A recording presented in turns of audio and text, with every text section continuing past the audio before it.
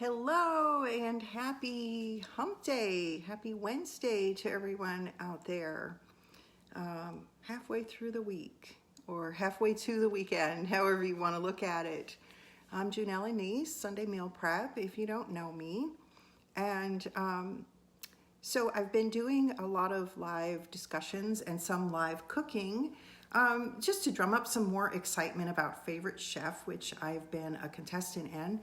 And it's been a real exciting ride with tons of support that I'm so excited about starting back in February. And, it's hard to talk about cooking without talking about nutrition, especially because, my passion is for everyone to learn to cook healthy meals and really get a joy out of cooking. But, there's definitely a difference in the way I ate while training for a half marathon. Hi, Tawny and Fran. Glad you're here. So training for an endurance event definitely requires some change of nutrition, but I learned a lot of things, so I thought I would come on and share that. The first time I ran a half marathon was just a couple of years ago, and I kind of did what every other runner seemed to be doing based on what I was reading online and listening to and hearing about. I ate a ton of carbohydrates because that's what you need as a runner, and I carb loaded for about a week before the event. I wasn't knowledgeable about nutritional supplements as I am now. I did my best. Hey, I finished the race, right? But my recovery was another story. I really suffered.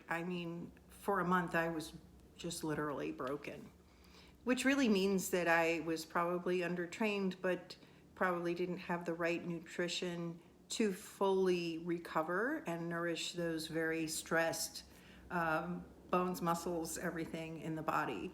And so I started to really look into how I could do a better job. And don't ask me why I set out to do yet another half marathon, but I like the challenge. And so there's really several pieces of that, right? There's the nutrition you use during the period of time that you train, because you don't just get up one day and run a half marathon. The recent runs I did were in January and in February of this year, and I started training in September, right?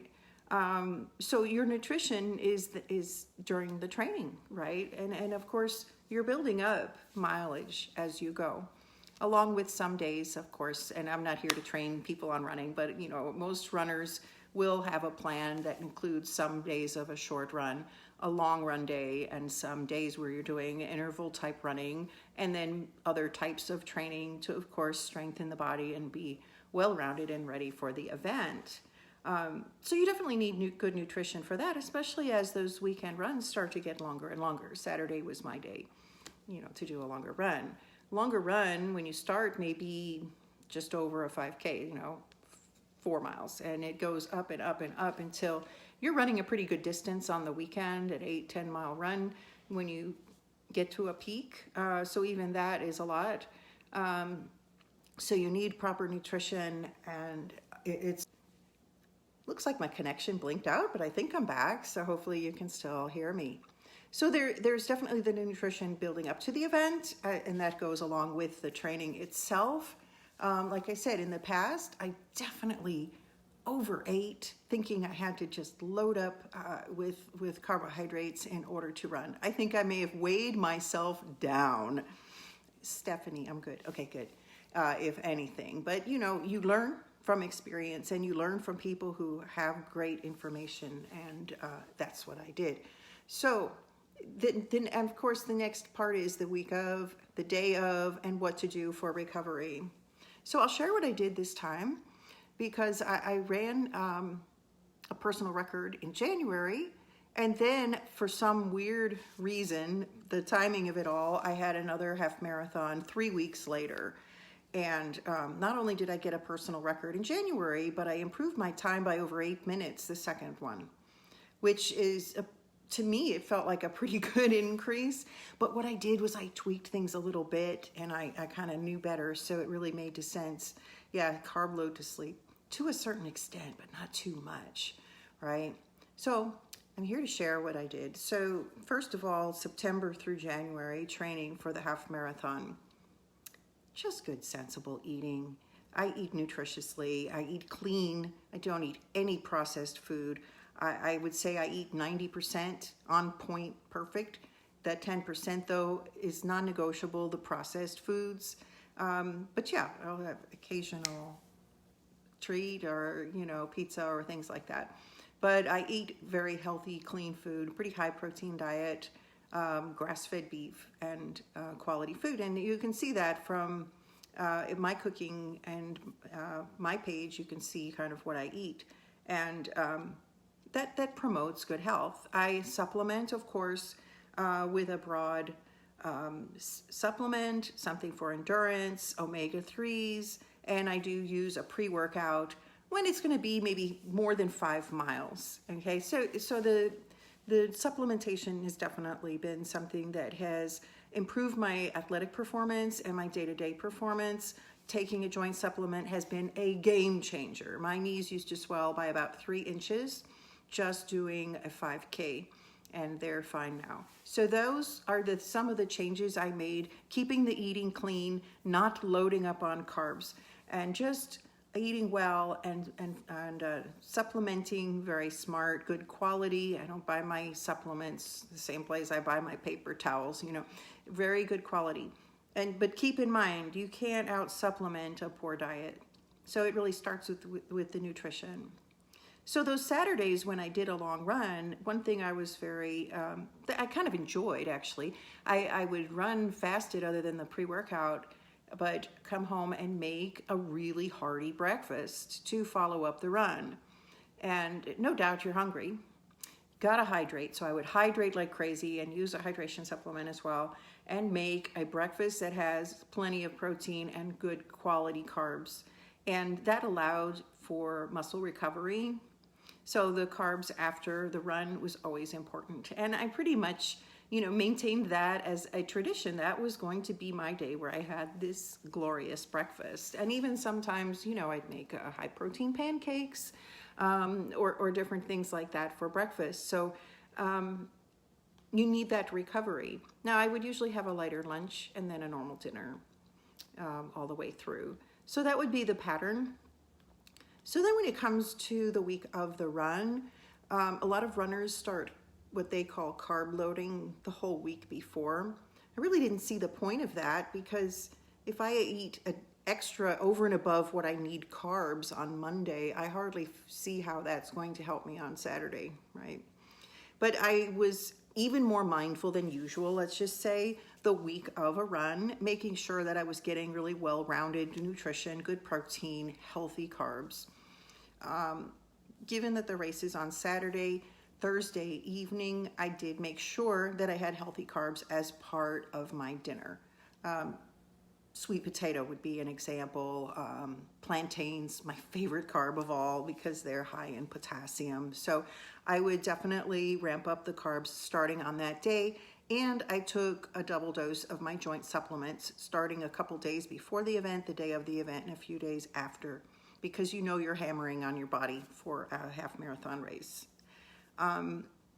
So definitely the day before, so that would be Friday, I included more carbohydrates than my usual. My typical day, and you can see from my meals, usually has about 2 servings of what I would call a real deliberate carb, meaning, rice or a potato or fruit and things like that. And then, of course, I also get carbohydrates from the green vegetables and that, which give you carbohydrates, but they're not like starchy foods. But the day before the run, I had carbohydrates in each meal, like oats for breakfast, something with a potato for lunch, pasta for dinner, and off I go the next day. Very important on the day of, pre-workout in the morning before taking off, and some hydration throughout the race.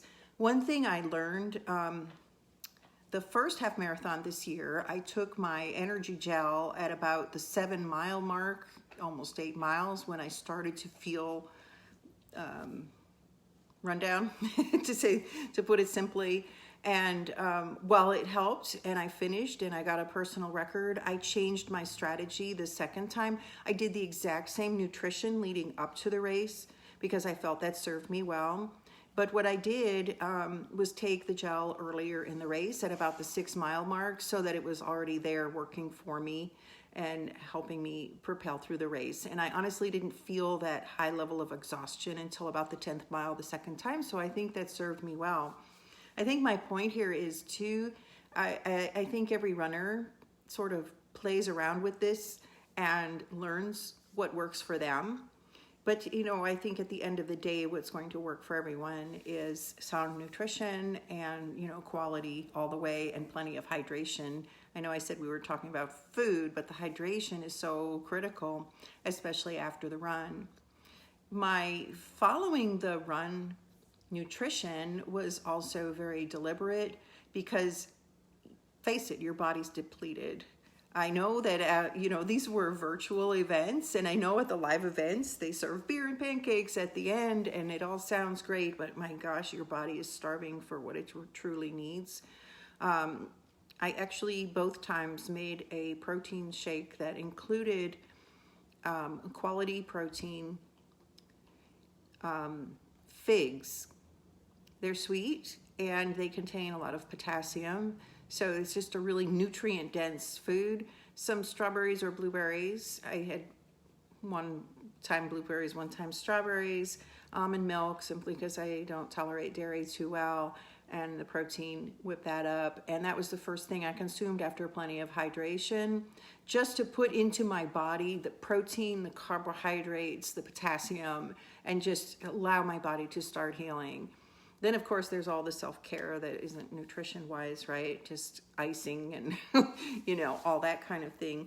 But even food throughout the rest of the next couple of days, I tried to be extremely mindful in the fact that you want to promote healing.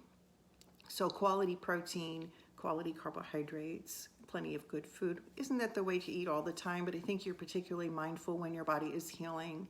And then it's right back to normal, which I, eat 3 meals and a snack a day of quality food. And I do a lot of meal prep so that I always have something good to eat.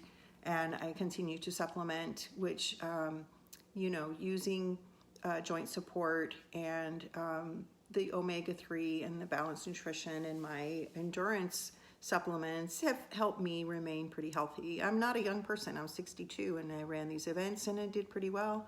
I definitely attribute it to eating well and obviously training. But I just wanted to share what I do and open up the concept of thinking about nutrition if you're a runner or if you're training for any kind of endurance event. I think we tend to focus on the training, and I can say I was the same. I wanted to ask other runners, how many days of the week do you run? How far do you run? How fast do you run? Do you use what kind of watch do you use? What kind of music do you listen to? What kind of shoes are you wearing? And all of this is obviously, always going to be on your mind. But it's kind of like the last thing people think about and maybe should be the first. So I think it's definitely something to talk about. Clearly, you wouldn't want to eat the additional carbs over and above normal when you're not going to burn them off and do an event like that. But I still always want my energy and to do that. So anyway, that's what I have to share. I'm going to be cooking live on Saturday, and it's really a cook-along. So if you would like to join me on the event, the ingredients are listed there. So feel free to gather up your ingredients, your family, your date, whoever you'd like, and cook with me. I think it'll be fun. Or if you just want to watch and not necessarily cook along. By request, we're doing roast chicken that is going to be made in the crock pot. So we're really going to assemble it Saturday morning. We're not going to stay there and watch the crock pot. There'll be some follow-up events where we take the leftovers from that and make bone broth and tortilla soup, which are some of my favorites and are definitely healthy things to have on hand. I love to cook, and I love to cook healthy, and that's just been my goal. So I think, anybody have any questions, or anybody have anything interesting to add? I'm excited to do more live events, and particularly cooking. So if there are healthy dishes that you would like to learn how to make or would like to see me talk about, I'm happy to do that. Follow Sunday Meal Prep on Facebook and Instagram. And if you're interested in joining a private group where I do a lot more cooking and I do meal planning and meal prep, we do meal planning workshops every Thursday where we strategize a meal plan for the next week based on what's in season and what our goals are for the week. And then we do live Sunday meal prep, and I pop in and cook, throughout the week as well. Let me know. I'm happy to invite you into the group because it's a lot of fun. I love to cook, and I love seeing people participate in that. So glad to have you with that. Voting is still on for favorite chef. I'd love your support. I've just been so overwhelmed with the support I've received so far. Entering a contest like that as a home cook against all these professionals and restaurant owners, it was kind of, I would call a stretch for me, to put it mildly, but it hasn't killed me to do it. In fact, it's been a great experience. So I love the support, and thanks for voting and sharing the link and bringing me through a top 15 group round, a top 10, a top 5, and leader of the group round. This quarterfinal is really tough now against all these business owners, but I am super excited to be that far. Stephanie, random, but did you have to practice running form when you first started? No, nobody helped me with that, but I started to have some knee problems that somebody told me could be because of my form, and then I made some corrections. So it's a good point. I would think but it is related. If training has got to do too with learning to hone in your nutrition. What did I eat the day before and now I feel weighed down versus what did I eat the day before and hey, I'm going. And that's super important, and what makes you recover well. I used and I'm no pro at running training, but I can tell you that my approach was called heart rate training, where you have to run no matter how slow you have to run to stay in a low heart rate range, and that builds up your mitochondrion, which is your energy stores, and helps with your endurance. So at first, you're barely moving, but over time you build up endurance and you're able to move a little faster and a little faster and a little faster at the same low heart rate. And basically, as long as my heart rate is under 120 beats per minute, I can just keep going, as long as my legs don't die, right? And that's where the joint support and those things helped keep me going like that. My average heart rate for a half marathon was 123 beats per minute. So that's what gets me through, is to maintain a low heart rate. Then the exhaustion doesn't kick in until towards the end. I have to say the last mile is a killer. So I run like a 3-year-old. Well, 3-year-olds are full of joy, so that means you enjoy it, and that's important. I hope you do. Anyway, but I hope this has been helpful, and there have been some things to think about when it comes to planning your nutrition around an athletic event. Everybody's different, but I know these things have worked for me, and I follow these principles. I continue to follow a healthy diet, but still a flexible one that lets me feel like I'm living my life, and that's what really makes sense to me. That's the same way the military trains you. Well, cool. Yeah, it definitely made me able to do far more than I thought I could. And I also recover using that method of keeping a low heart rate, because when it starts to shoot up, it can mean overtraining as well. But they don't care what your heart rate is. Well, you got to start slow and build your way up. It's the same with everything. So anyway, nice chatting with you guys. I'll let you go. I'm about to fix some dinner. So if you are in my private group, I may pop in and show you what I'm making. And I hope everyone has a great rest of your week. And I hope you can join me Saturday. We're going to cook, and that'll be fun. Got me in my element. And my dear dog is bored with the conversation. Sammy has fallen asleep here. Say hi to everybody. All right. Take care, everyone.